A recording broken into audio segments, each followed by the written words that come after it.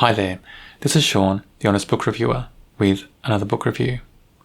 In this video we're discussing Devoted, written by Dean Koontz. Here's the book. The blurb made this book sound much better than it was. I was disappointed with the read. It's another Dean Koontz recent book where I hoped it would be as good as his earlier books. It's not. Let's read a few words of the blurb. Just a few words at the very top of the blurb, and it makes it sound so gripping. A mother, a boy, and a desperate battle against the night. Just that sentence makes this book sound so gripping, sound thrilling. I don't know what the whole battle against the night actually means in this book, because it's not. The book is not about a battle against some strange force in the night. The book is about a battle against hired assassins and about a company that's a tech company on the forefront of gene science. And again, it's Dean Koontz injecting his own beliefs about science into a book where he hates science. He includes conspiracy theories about science in many of his recent books. He seems to hate any science that may touch on anything to do with genetics. Dean Koontz seems to be a bit of a science hater, a bit of a hater of progress, and it comes across in many of his books. Let's talk more about this book now. This book has a few different threads trying to blend in to a main story. It doesn't really work that well, and the conclusion isn't really good in my opinion. What are the main threads? Well, we have a guy called Lee Shackett, and he was a CEO of a tech company. He's not the CEO anymore because that company is now blown up. It's just been destroyed basically. Why? Because there was a breach in the factory. Something got out in the factory and contaminated people. So he's being contaminated with something they've been working on, and this is where Dean Koontz gets his whole story in there about hating science. Lee got away. He's the only person in the company that escaped the fire. Everybody else is dead. But he's escaped and he's changing. He's being contaminated by something and it's changing him to his core. And he's becoming evil, becoming something other than human. And he's becoming dangerous and violent and wanting blood. He wants to eat flesh, basically. So he's becoming something vile and something truly evil. Our second thread is about a mother called Megan and her son called Woody. Woody is autistic. He's meant to be a high-functioning autistic. He is not written very well. I don't think Koontz researched autism very well to write this character at all. And there's a big change in this book. Suddenly he switches in a blink of an eye from autistic to not autistic. That would never happen. The third thread in this book is basically about this megalomaniac character who owns this huge tech company, and he's written as being pure evil basically. He wants to shape the world for his own needs and his own desires. He wants to change people, change the world, and he'll do anything to go about doing that. You know, he's got people in his pocket in law enforcement, in politics. He doesn't care who he treads on. He finds out that somebody's trying to hack in to his company. He thinks it's Megan. It's actually Woody, but he thinks it's Megan, and so he sends hired assassins to eliminate both of them. So that's the third thread in this book, and it's all joining. There is another thread about a smart dog, and of course the dog is the same breed of dog that Dean Koontz owns himself, and of course the dog has to be super smart. And there seems to be a link, a very soft link between Watchers, which was a book Koontz wrote many years ago, and this book, because in both books there is a smart dog in the book, more than one.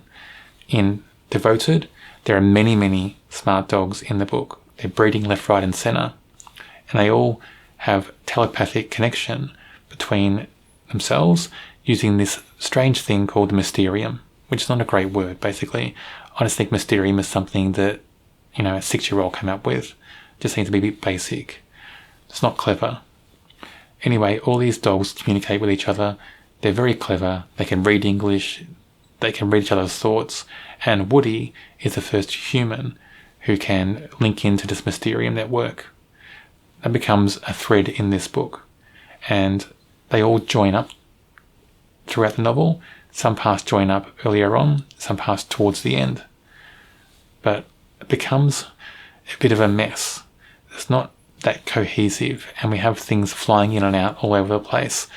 So for instance, we have Lee Shackett appearing earlier on in the book, and when he appears earlier on, he's written as a really good villain. He's quite good and quite engaging, and Koontz should have kept him as the main villain, kept him going. But he seems to vanish for a little bit, and then he comes back towards the end.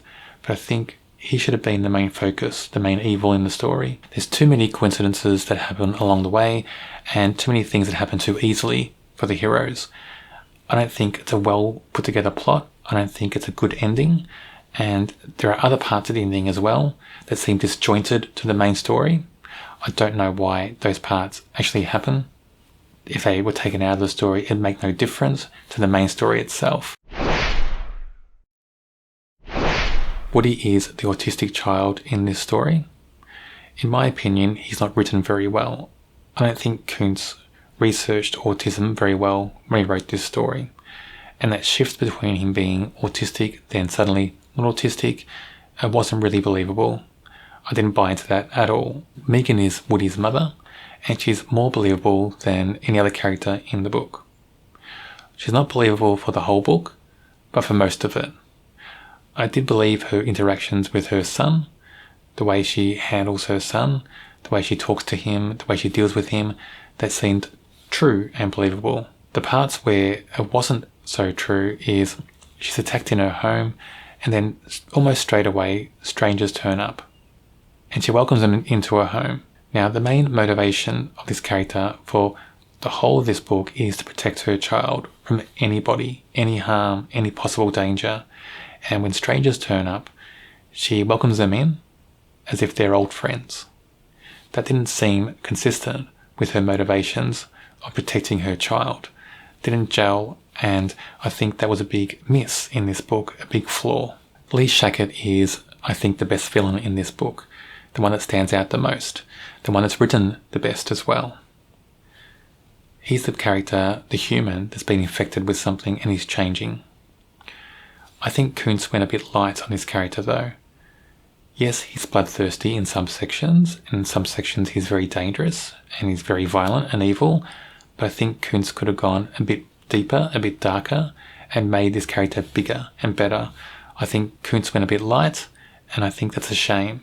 And his character seems to have flit out of the story for a bit, and he's forgotten, and we focus on other things in this story. And I think this character should have been the main focus, the main villain for the whole story. Not sure why Koontz decided to bring him in and out and have other villains appear here and there, but this character should have been the main villain and the main focus. Would have been a much better book if we had one villain, this villain, being the main focus of the story. I think Koontz made a mess of this book. In my opinion, it could have been much better if we had focus on one villain and if we had a few other tweaks in the story. I think he just missed out on a big chance with Lee Shackett, the villain. Taking him out of the story and bringing him back later on, having other people in there who are meant to be villains who just come across as very incompetent and very weak, I think Koontz missed out on a big chance to make this story better than it was. I rate it a 2 out of 5. It was very disappointing, this book. The blurb promised so much, it didn't deliver. The story is not as gripping as it could be. There are so many elements in there that I think are just Koontz's personal opinion. They don't make the story any more interesting. They actually make it worse. I'm getting a bit tired of Koontz's campaign against science, against advancement in science. And I'm getting a bit tired of him throwing conspiracy theories about science into his stories. I'm hoping that the next books I read from Dean Koontz don't have those same themes going on, because it'd be a shame for Koontz, who was a great writer in the 80s, 90s, early 2000s, to fall into this whole pattern and these extra themes going on that he seems to inject into each story. I do review other Dean Koontz books. If you don't want to miss out on those videos, check out my channel and subscribe. I also have a horror playlist. It should be on your screen now.